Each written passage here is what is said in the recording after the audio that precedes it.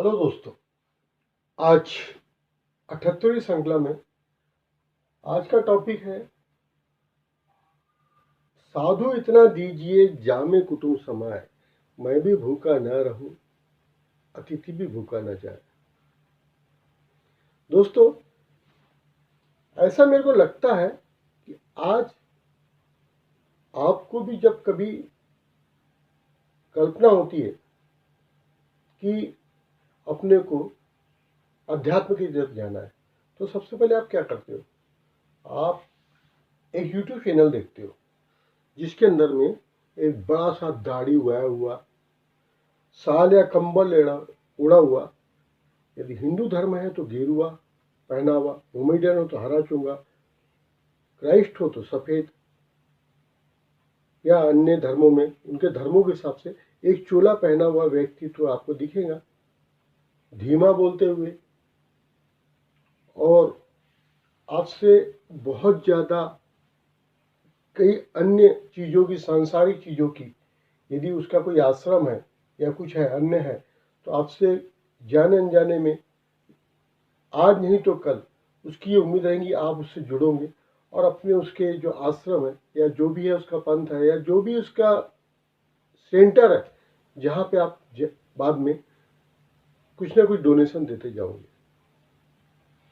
आपने दोस्तों यदि प्राचीन में किसी भी संत, मैं पर्टिकुलर किसी एक के बारे में नहीं कहना चाहता, दिया बंगाली हो तो रामकृष्ण परमहंस, पंजाबी हो तो पंजाब में तो पंजाबियों में तो बहुत सारे हैं,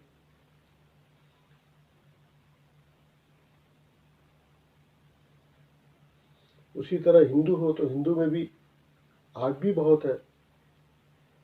मैं ये कहना चाहता हूँ दोस्तों कि जैसे आज चमार जाति में रविदास हुए थे, मैं किसी पर्टिकुलर किसी एक समाज के किसी समाज को फोकस करके मैं अपना कोई भी बातें नहीं बोलना चाहता। मेरा कहने का तात्पर्य यह है कि पुराने कोई भी आप साधु संत देंगे तो वो सबके सब ग्रस्त थे, बहुत सादा जीवन बिताते हुए, कम से कम प्राय बिजनेस धंधे करके अपना जीवन यापन करते हुए सुखी तरीके से ईश्वर से जुड़े, और ईश्वर से जुड़ने के लिए उन्होंने अपना जीवन का एक प्रसंग पब्लिक के सामने रखा। उन्हें कहीं पर भी कोई बहुत ज़्यादा एडवर्टीजमेंट नहीं करी, कोई बहुत ज़्यादा हल्ला नहीं कहा। जिस तरह से आज के व्यापारी टाइप के ये चोलाधारी, खासकर दड़ियल, यहाँ तक दाढ़ी उगी हुई, सर पे साफा बांधे हुए, एकदम स्टाइल से, पीछे बैकग्राउंड में म्यूजिक चलेगा, चलचित्र चलेंगे, सब चलते रहेगा और उसके साथ में उनके प्रवचन चलते रहेंगे। दोस्तों, मेरा ये कहने का तात्पर्य दिया, प्राचीन संतों महात्माओं को देखेंगे तो उन्होंने जीवन में इतना पसारा किसी ने नहीं फैलाया, और हमेशा ऊपर वाले से कामना की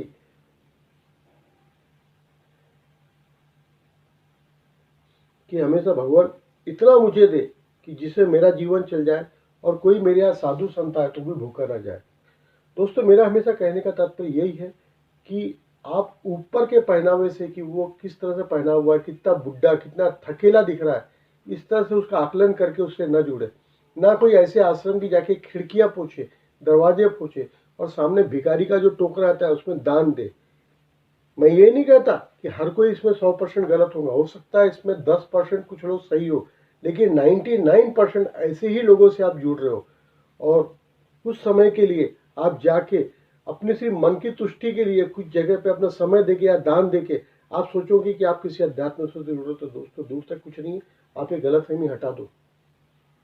दोस्तों, मेरा कहने का तात्पर्य है कि आज की ज़िंदगी मॉडर्न है, और मॉडर्न ज़िंदगी में इतना कुछ लग रहा है भागम दौड़ की ज़िंदगी में कि आपके पास समय ही नहीं रहना चाहिए इन सब फालतू बातों के लिए। आपको सरल तरीके से ईश्वर का ध्यान मनन कैसा करना है, मैंने पुरानी श्रृंखलाओं में वीडियो में बता चुका हूँ। उस तरीके से आप आत्म साक्षात्कार, अपनी त्रिकुटी जागृत, स्थूल शरीर से सूक्ष्म शरीर में प्रवेश करने की तक के रास्ता आपको मैं बताने के लिए गारंटी तरीके से आपके साथ जुड़े रहे इसी तरह से मेरी चैनल नूतन खंडेलवाल मोटिवेशन गुरु सदैव आपके साथ। Thank you so much.